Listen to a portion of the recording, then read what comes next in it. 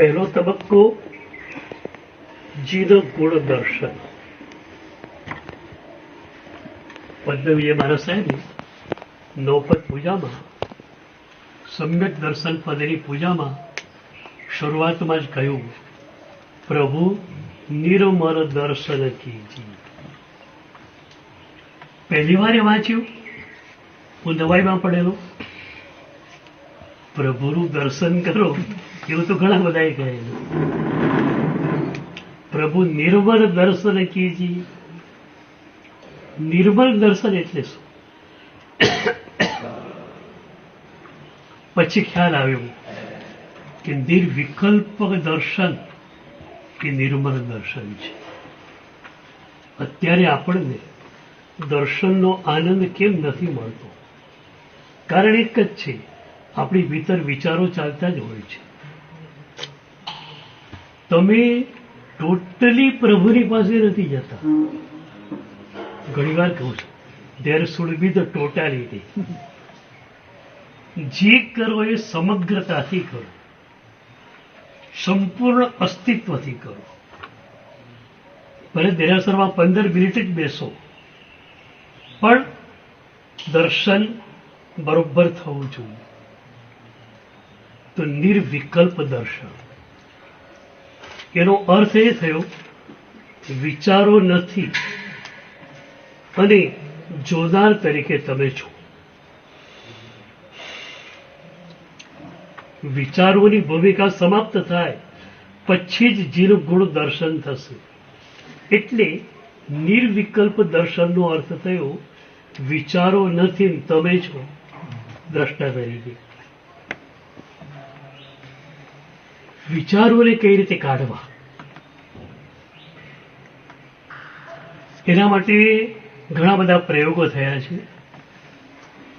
શિવસૂત્ર આપણી ભારતીય પરંપરાનું એક અનૂઠું યોગ સૂત્ર છે, જેમાં પાર્વતીજી પ્રશ્નો પૂછે છે અને મહાદેવજી જવાબ આપે છે.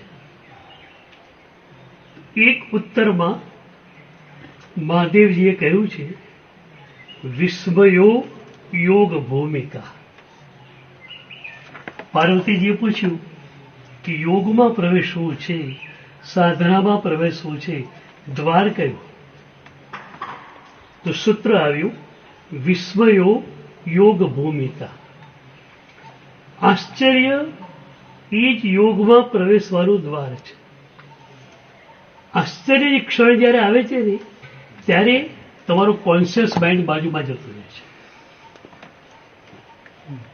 એ કોન્શિયસ માઇન્ડ બાજુમાં ગયું, વિચારો બાજુમાં ગયા અને તમે છો. આ ક્ષણ અદભુત છે. જૈન કથા આવે છે, એક ભિક્ષુ ગુરુ પાસે ગયો, ગુરુને વંદન કર્યું, પછી પૂછે કે સાહેબ, બુદ્ધ ભગવાનના ચહેરા ઉપર કેવો પ્રસવ રસ હશે? કોઈ પણ સદગુરુ હોય ને, એ ફેસ રીડિંગના માસ્ટર હોય છે. ફેસ રીડિંગના માસ્ટર, આઈબ્રો રીડિંગના માસ્ટર, ફોરહેડ રીડિંગના માસ્ટર અને છેલ્લે થર્ડ આઈ રીડિંગના માસ્ટર. તો ગુરુ જોઈ ગયા કે આ માત્ર જિજ્ઞાસાના સ્તર પરનો સવાલ છે. કોઈ પણ ગુરુને તમારા જિજ્ઞાસાના સ્તરના પ્રશ્નનો ઉત્તર આપવામાં રસ હોતો નથી. તમારો પ્રશ્ન મુમુક્ષાના સ્તરનો હોય, એક છટપટા હોય, સાહેબજી મારે પણ પ્રસવ રસ જોઈએ છે, જરા વાત તો કરો, એ પ્રસવ રસ કેવો? પણ માત્ર જિજ્ઞાસાનું સ્તર છે. સાહેબ, બુદ્ધ ભગવાનના ચહેરા ઉપર કેવો પ્રસવ રસ હશે? ગુરુ એક કામ કર્યું, હોલમાં બેઠેલા હતા, બાજુમાં બારી હતી, ખુલ્લી બારી, સળિયા વગરની. શિષ્યને બોચીથી પકડ્યો, નીચે નાખ્યો. લગભગ 7-8 ફૂટ નીચે પછડાયો પેલો. પણ નીચે રેત હતી એટલે વાગે એવું હતું નહીં. પેલો જોશથી પડ્યો. હવે કેટલી મોટી અણધારી ઘટના હતી. સદગુરુને તમે પૂછવા જાઓ, કદાચ ઉત્તર આપે, કદાચ ન પણ આપે. કદાચ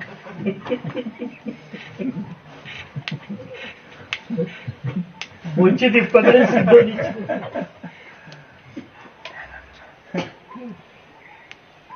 પેલો હફાંગ કરતો પટકાનો ચકતો પાટ પડેલો છે.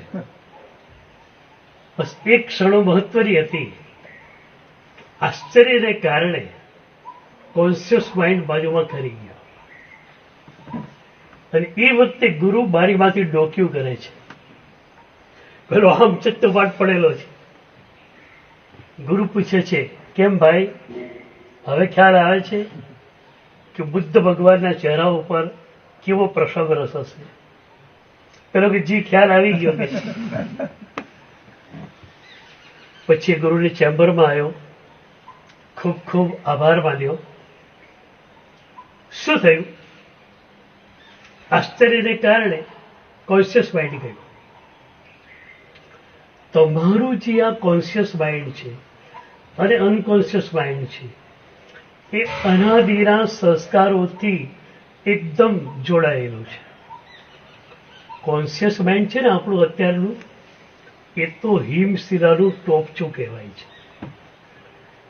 અનકોન્શિયસ માઇન્ડ આખી હિમશિલા અંદર છે. અને એટલે ક્યારેક તમે ભક્તિમાં ગયા, ભગવાન પાસે બહુ જ રડવાનું થયું, અહોભાવથી ભરાઈ ગયા, ઉપાશ્રયમાં આવ્યા, સામાન્ય નિમિત્ત મળ્યું અને તરત જ તમે ગુસ્સે થઈ જાઓ છો. 1 કલાક કે 2 કલાકની ભક્તિધારા ક્યાં ગઈ? તો એ ભક્તિધારાને પણ તમે કોન્શિયસ માઇન્ડના લેવલ ઉપર લઈ ગયેલા અને અનકોન્શિયસમાં તો માત્ર સંજ્ઞાઓ જ હતી. એટલે કોન્શિયસ માઇન્ડની સામે અનકોન્શિયસ માઇન્ડનો વિજય થવાનો જ છે. તમારે કામ એ કરવું છે કે તમારા અનકોન્શિયસ માઇન્ડમાં, તમારા અસ્તિત્વના સ્તરમાં તમારે સાધનાને, ભક્તિને મૂકવી છે. તો કોન્શિયસ અને અનકોન્શિયસ માઇન્ડ બેમાં માત્ર સંજ્ઞાઓનું પ્રાધાન્ય છે. ખાવા પીવાની વાત આવે એટલે મજા પડી જાય, પ્રતિક વળાવે ત્યારે શું થઈ જાય મન બહાર.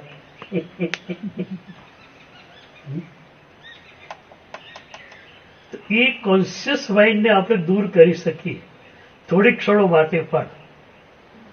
એ વખતે તમે છો. મન બાજુમાં હટ્યું. અનકોન્શિયસ છે ને એ સ્ટોરેજ છે અને કોન્શિયસ જે છે એમાંથી થોડું થોડું મેળવીને વેપાર કરવાનો છે. તો હવે એ જે કોન્શિયસ માઇન્ડ જે છે એ તો બાજુ મૂકી દો. કોન્શિયસ માઇન્ડ જો રાખ્યું તમારી પાસે, તેમાં સંજ્ઞાઓ પછી રેલાવાની જ છે. થોડી વાર માટે આજ્ઞા પ્રધાન ચિત્ત બન્યું. જ્યાં સંજ્ઞાઓ આવી સામે એટલે સંજ્ઞાઓનો ઉદય થવાનો જ છે. એ મનને જો બાજુમાં મૂકી દો એકવાર, કે અનકોન્શિયસ માંથી કોન્શિયસમાં આવે નહીં અને કોન્શિયસ બાજુમાં કરેલું છે, તો એ ક્ષણ બહુ જ મહત્વની છે. પેલો ચત્તાપાટ પડેલો કોન્શિયસ માઇન્ડ બાજુમાં કરી ગયું. જોનાર એ પોતે છે. આજ સુધી એણે ખરેખર ગુરુને જોયા નથી. મેં હમણાં જ મારા પ્રવચનોમાં એકવાર પૂછેલું કે સુરતમાં આટલા બધા સદગુરુઓ છે, તમે ખરેખર એકે સદગુરુ દર્શન કર્યું છે? સદગુરુના ચહેરા ઉપર જે આનંદની ઝલક હોય છે એનું દર્શન ક્યારે થયું છે? તો વેરી ફર્સ્ટ ટાઈમ શિષ્યે ગુરુના ચહેરાને જોયો, કારણ કોન્શિયસ માઇન્ડ હટી ગયું છે. અને એ વખતે ગુરુના ચહેરા ઉપર જે પ્રસવ રસ રેલાતો હતો એ જોઈને એને થયું કે સદગુરુના ચહેરા ઉપર આટલો બધો પ્રસવ રસ છે તો ભગવાનના ચહેરા ઉપર કેવો હશે? એટલે દર્શન કરવા માટેની પહેલી શરત આ છે અને અનિવાર્ય શરત કે નિર્વિકલ્પ દર્શન થવું જોઈએ. હમણાંના યોગાચાર્ય ત્યાં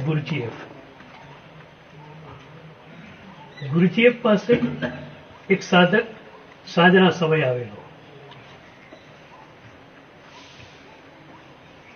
અને એને ગુરુજીએફને કહ્યું, ગુરુદેવ મને સાધના દીક્ષા આપો. ગુરુ તૈયાર હતા. શિષ્ય ક્યાં તૈયાર હતો? તકલીફ તો આજ છે ને આપણે. ગુરુઓ બધા તૈયાર હોય.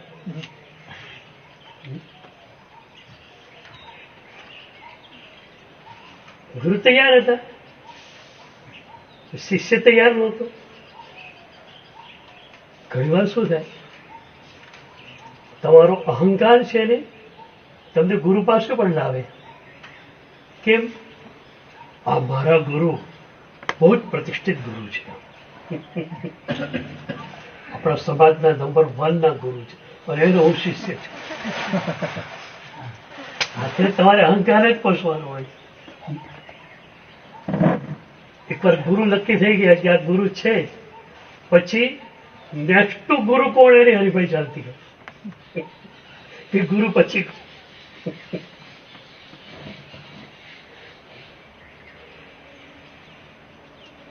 ખરેખર સાધનાની ઝંખના થવીને એ જ બહુ મોટું કામ છે. જિજ્ઞાસાપી દુર્લભા યોગ શતકમાં લખ્યું, યોગ માર્ગમાં જવાની, સાધના માર્ગમાં જવાની ઝંખના પણ થતી નથી. તો આ માણસ તો એટલા માટે આવી ગયેલો કે ગુરુજી બહુ મોટા ગુરુ છે, ચાલો ને જઈ આવીએ, શું સાધના આપે છે લેતા આવીએ. ગુરુ જોયું કે તૈયાર નથી, તૈયાર કરી દઈએ. ગુરુએ એને કહ્યું એક કામ કર બેટા, આ હોલમાં લાકડાના બીમ સુધારો ગોઠવી રહ્યા હતા, હવે ટાઈમ થયો ને એ લોકો જતા રહ્યા, પણ આ એક બીમ છે ને સેન્ટરમાં નથી, પડી જાય કદાચ તો ઉપર ચડી જાય. બીમને સેન્ટરમાં ગોઠવી નાખ. પેલો ઉપર ચડ્યો, વ્યવસ્થિત જગ્યાએ બેસી ગયો. ગુરુ કે થોડું રાઈટ લે, એટલે જમણું લીધું. ગુરુ કે અરે અરે અરે વધી ગયો હતો, પાછું ડાબુ લાવ. તો ડાબુ લાવે, અરે થોડું ડાબુ વધારે આવી ગયું કે છે, થોડું જમણું લે. નહીં નહીં, હજુ જમણું થોડું વધારે, હજુ થોડું વધારે, અરે વધારે આવી ગયું. એમ ડાબુ જમણું અડધો કલાક કરે.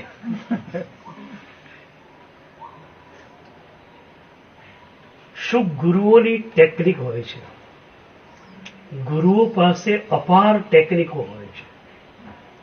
કારણ કે પ્રભુએ કહેલું છે કે બેટા તને સિદ્ધિ થઈ છે, તારે વિનિયોગ કરવાનો છે.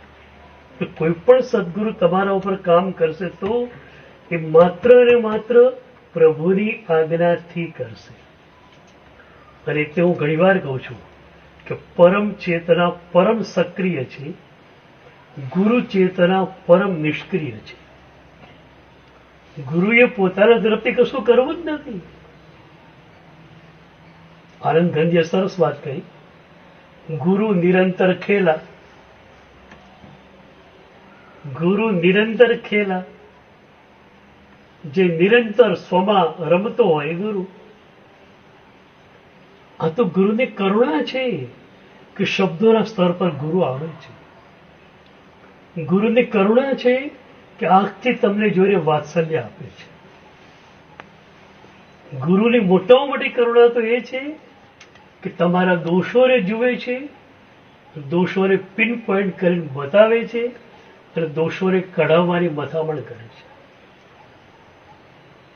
ઘણીવાર કહું ત્યાં બધા ઉદાર માણસો હો, દોષો રહ્યા તો ભરે ને રે, આપણા બાપનું શું જાય છે.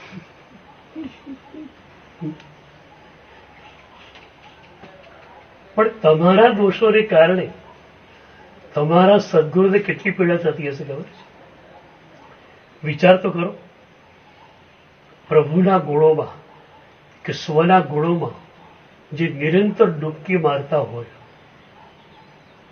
એવા ગુરુને તમારા માટે દોષોના ખાબોચિયામાં ડૂબકી મારવી પડે એ કેટલું મુશ્કેલ કાર્ય હશે. ક્યાં પ્રભુના ગુણોના બગીચામાં રમતા ગુરુ અને ક્યાં તમારા દોષોના ઉકરડામાં ફરજના ભાગ રૂપે આવતા ગુરુ. તમને ક્યારે ખ્યાલ આવે કે ગુરુને મારા માટે સ્વમાંથી ચ્યુત થઈને પરમાં આવવું પડે છે? હું જો ખરેખર યોગ્ય શિષ્ય હોઉં તો પરમાં તો ન જનાર રોજ હોઉં. હું પરમાં જઈશ, સદગુરુને સ્વમાંથી બહાર આવવું પડશે મારા માટે.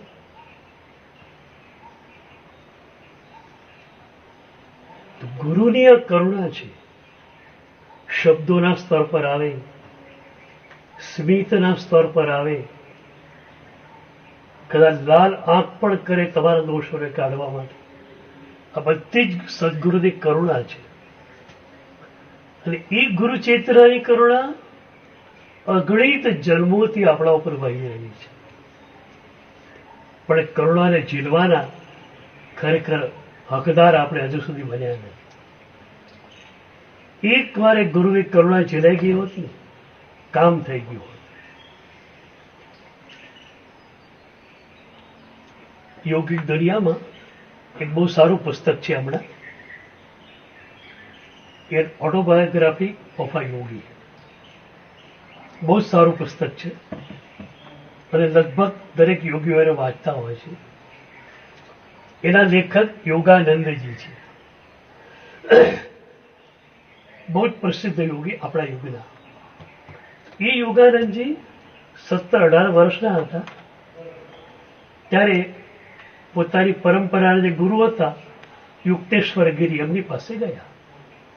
ગૃહસ્થ જ છે, સાધના દીક્ષા માટે ગયા. ગુરુદેવ મને સાધના દીક્ષા આપો. ગુરુ કોઈ હમણાં તો ઉભાડ મારી પાસે, પછી આપણે આગળ આગળ જોયું. 1 મહિના સુધી ગુરુ એને ભણાવતા રહ્યા. સાધનાનું હાર્દ, સાધનાનો મર્મ એને આપતા રહ્યા. એકવાર યોગાનંદજીને રાત્રે થયું મહિના પછી કે ગુરુ તો બહુ જ ધીમે ભણાવી રહ્યા છે અને આ સ્પીડે ગુરુ ભણાવે તો સાધનાના શિખર ઉપર ક્યારે પહોંચું? હજુ સાધનાની સમજૂતીમાં જો વર્ષો ચાલ્યા જાય તો સાધનાના શિખર ઉપર ક્યારે પહોંચું? એક રાત્રે ગુરુને કયા વિના ભાગી જાય છે બીજા ગુરુના આશ્રમમાં. ત્યાં અઠવાડિયું રોકાણા, ત્યાં બી મજા ના આવી. ત્રીજા ગુરુ, 2 મહિનામાં 5 ગુરુ કરી નાખ્યા. આખરે થયું કે મારા ગુરુ પાસે જ ઠીક હતો. ફરી એક રાત્રે યુક્તેશ્વર ગિરીના આશ્રમમાં આવી ગયા. સવારે જે પોતાનો ટાઈમ હતો એ ટાઈમ ભણવા માટે આવી ગયા. વંદન કર્યું. ગુરુ એ જ પ્યારથી એને ભણાવવા માંડી પડ્યા જ્યાંથી સૂત્ર બાકી હતું ત્યારથી. યોગાનંદજી માને છે કે આજ તો પહેલો દિવસ છે અને ગુરુ મને લડશે નહીં, 2-3 દિવસ પછી મારી ખો કાઢી નાખશે. પણ 2 દિવસ થયા, 3 દિવસ થયા, 4 દિવસ થયા, ગુરુ એટલા જ પ્રેમથી ભણાવી રહ્યા છે. તો 5મા દિવસે યોગાનંદજીની આંખમાં આંસુ આવ્યા. એમણે કહ્યું, ગુરુદેવ, મેં સાધના દીક્ષા તમારી પાસે લીધેલી, ગુરુને પૂછ્યા વિના કશું કરી શકાય નહીં. હું તમને પૂછ્યા વિના 2 મહિના માટે ભાગી ગયેલો, તમે મને લડતા કેમ નથી? માત્ર પ્રેમ આપ્યા કરો છો. એ વખતે ગુરુએ કહેલું કે બેટા, ગુરુના પ્રેમની નદીને કિનારા નથી હોતા. ગુરુના પ્રેમની નદી કિનારા વગરની છે. પછી વયા જ કરશે, વયા જ કરશે, વયા જ કરશે. તમે કેટલું લો એ તમારા અત્યારે ખુલતી વાત છે. ગંગા તો ગંગોત્રી પોઈન્ટથી ગંગા સાગર સુધી વ્યવહારિક છે. એના કાંઠે જે ગામ છે અને એ ગામ વાળો માણસ તરસ્યો અને ગંગા શું કરશે? તો સદગુરુની કરુણા હોય છે. તો આ પણ એક સદગુરુની કરુણા હતી. અડધો કલાક પહેલા લેફ્ટ રાઈટ કરાય. હવે થાકી ગયો, કારણ કે કંટાળે જેવું કામ હતું ને. આ તો આમ કરો ને આમ કરો, આમ કરો ને આમ કરો. અને આખો દિવસ કામ કરીને આવેલો માણસ એ અડધો કલાક થયો, સહેજ એને ઊંઘ આવી ગઈ. ગુરુને આ જ જોઈતું હતું. ગુરુને એ પણ ખ્યાલ હતો કે ઊંઘવા એ પડશે નહીં, કારણ કે વ્યવસ્થિત રીતે બેઠો છે. 2 મિનિટ, 5 મિનિટ, 6 મિનિટ ઊંઘમાં એને જવા દીધો. પછી ગુરુ જોશથી રાડ પાડી, હે શું કરે છે? પણ ચમકીને જાગ્યો એકદમ. હવે આ ક્ષણ હોય છે ને, બહુ મૂલ્યવાન હોય છે. તમે જોજો, વિહારમાં તમને અનુભવ થાય. તમે કોઈ ગામમાં ગયા, સવારે ગયા, આખો દિવસ ત્યાં રોકાયા, બાથરૂમ કઈ બાજુ છે તમને ખબર પણ છે, પઠોવાનું ક્યાં છે તમને ખબર છે. રાત્રે તમે 10 વાગે 12 વાગે ઉઠો છો, દંડાસન સીધું તમારા હાથમાં પકડાય છે. તમને તરત ખ્યાલ નથી આવતો કે એ ગામમાં તમારે કઈ બાજુ જવાનું છે. કારણ શું? તમે જોજો બરોબર, 30 સેકન્ડ કે 40 સેકન્ડ પછી તમને ખ્યાલ આવી જશે. તત્ક્ષણ તમને ખ્યાલ નથી આવતો. કોન્શિયસ માઇન્ડ એ વખતે બાજુમાં હટેલું છે એટલે મેમરી નથી આવતી. મેમરી, યાદશક્તિ કોન્શિયસ માઇન્ડની નિપજ છે. 5-6 સેકન્ડ પછી મેમરી આવી જાય, તમને ખ્યાલ જવું સવારે આવી ગયો તો બપોરે આવી ગયો તો એ જ ત્યાં જ જવાનું છે. એ જે 30 સેકન્ડ આવી ને એ મહત્વની એટલા માટે થઈ કે વિચારો નથી, તમે છો.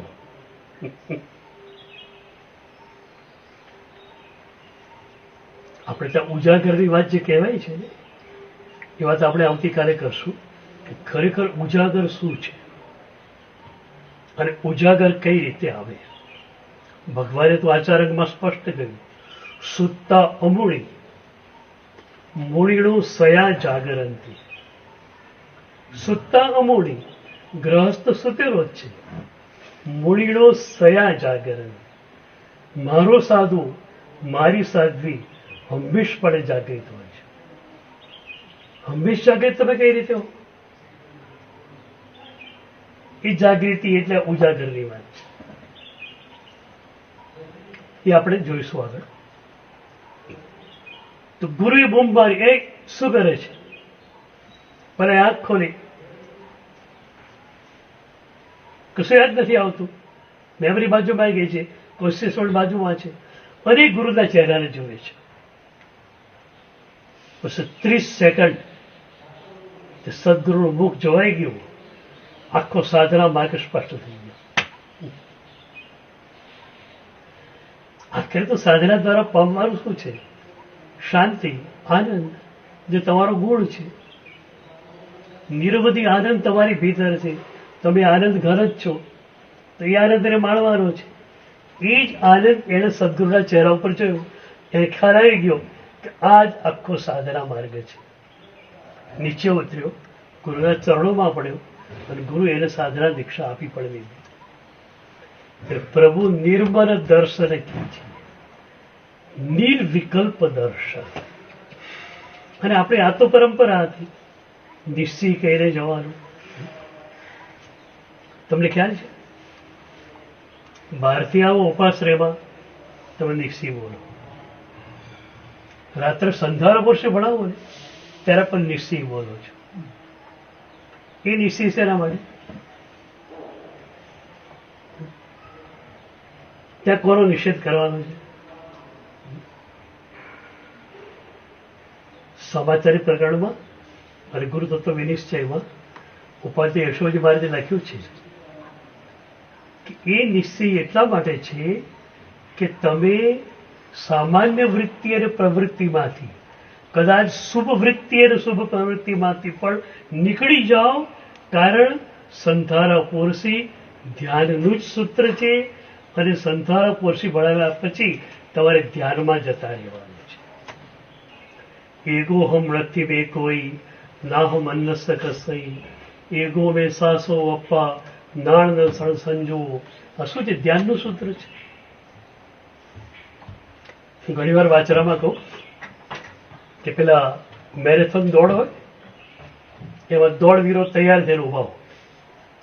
રનર્સ બધા એક લક્ષ્મણ રેખા ઉપર ઉભા હોય. રેફરી આદેશ આપે ત્યારે એમને દોડવાનું હોય. એ લોકો બરાબર સતર્ક થઈને જોતા હોય રેફરી ક્યારે 1, 2 અને 3 કે. જ્યાં રેફરી બોલે 1, 2, 3 બધા દોડવા માંડી પડે. આપણે લોકો એવા દોડવીરો છીએ, રેફરીનું 1, 2, 3 થાય એટલે હંકારમાં હોઈ જાય. એગો વિશ્વાસો.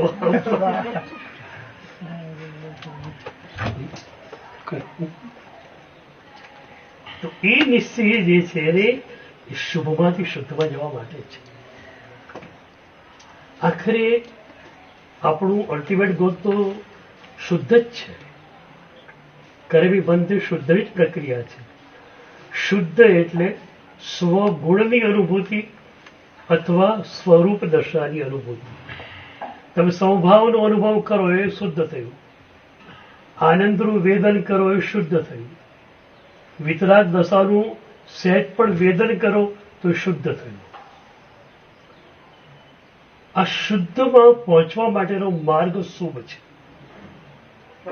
એટલે ભગવાને આપેલું એક એક શુભ ક્રિયા તમને શુદ્ધ તરફ લઈ જાય છે. અને જે શુભ ક્રિયા તમને શુદ્ધમાં ન લઈ જાય એ શુભાભાસ જેવી પણ બની જાય. આપણે છે નિશ્ચયાભાસ વાળી ટીકા કરીએ છીએ અને ખોટું જ છે. નિશ્ચયાભાસ એ ચાલી શકે જ નહીં. ખાલી ખોટી નિશ્ચયની વાતો હોય અને વ્યવહારને ઉડાવવાની વાતો હોય. વ્યવહાર એટલે સીડી છે. સીડી વિના ફર્સ્ટ ફ્લોર પર તમે પહોંચવા નથી. સીડીને ઉડાવો ફર્સ્ટ ફ્લોર ક્યાંથી તમને મળશે? એ નિશ્ચયાભાસ જેમ ખોટો જ છે એમ વ્યવહારાભાસ. આપણો વ્યવહાર પ્રભુએ કહેલો વ્યવહાર છે કે વ્યવહારાભાસ. સ્વાધ્યાયની ક્રિયા અનુપ્રેક્ષા કરી તો સીધા શુદ્ધમાં ચાલ્યા ગયા. આપણે ત્યાં પહેલી સૂત્ર પોરશી, બીજી અર્થ પોરશી. બરોબર. આમ ઉત્તરાધ્યાય તમે કર્યું હોય ને, ઉત્તરાધ્યાયમાં શું લખ્યું? પડવી પોરશી સજ્જાયમ બીએ જાણમ છે. મૂળ પરંપરા એ હતી કે બીજી પોરશીમાં ધ્યાન. પણ એમ લાગે છે કે ધ્યાનની પરંપરા થોડી શિથિલ બની ત્યારે અર્થપુરુષી આપી. પણ એમાં પણ એક વસ્તુ હતી કે તમે અર્થના ઊંડાણમાં એટલા જાઓ કે તમે એ વિચારને પણ છોડીને નિર્વિચાર દશામાં ધ્યાનમાં પહોંચી જાઓ. અને એટલા માટે 350 ગાથાના સ્તવરમાં એક સરસ વાત આવે છે કે 11, 11:15 નો સમય છે. એક મુનિરાજ અર્થપોરશીમાં બેઠેલા છે અને એક શબ્દ આત્મા અતતિ ગચ્છતિ તાંસ્તાલ પર્યાય રેતી આત્મા. તો હું શા માટે પર્યાયોમાં ભવું છું? હું શા માટે નિત્ય દ્રવ્યમાં જતો નથી? આ જે છે ને અર્થ, એનું ઊંડાણ અનુપ્રેક્ષાનું, એમ કરતા અનુભૂતિઓને પહોંચી જાઓ. પર્યાયમાં મારે જવાનું જ નથી, મારે શુદ્ધ આત્મદ્રવ્યમાં જવાનું છે. તો એ મુનિરાજ અર્થાનુપ્રેક્ષામાં ધ્યાન દશાની લગભગ નજીક જતા રહી. અને એમાં માનવી નિયામકે કહ્યું તમારે ગોત્રી વરવા જવાનું છે. પછી આજ્ઞા હોય છે. મુનિરાજ વરવા માટે જાય છે. ત્યાં બે શક્યતા બતાવી કે ભિક્ષાના દોષ પ્રમાણે નિર્દોષ ભિક્ષા દૂર દૂરથી લઈ આવે તો એટલી ભિક્ષા લાવવામાં 1.5 કલાક થાય છે. 1.5 કલાકે આવે તો અનુપ્રેક્ષા દ્વારા ધ્યાનની ધારા સંધાય એમ નથી. અને જો નજીકના ઘરોમાંથી થોડી દોષિત ગોચરી પણ લઈ આવે 5-7 મિનિટમાં અને ગોચરી આલોચીને પાત્રા મૂકી દે અને એરિયા કરી ફરી અર્થાનુપ્રેક્ષામાં જાય તો ધ્યાન પકડી શકે એમ છે. શું કરવું? તો કે દોષિત ગોચરી લાવીને પણ એને ધ્યાનની ધારા સાધવી જોઈએ. એટલે આપણે મૂળ પરંપરા જાણો ને તમને થાય કે આપણી મૂળ પરંપરા કઈ હતી, કેટલી વજારી હતી. બરાબર?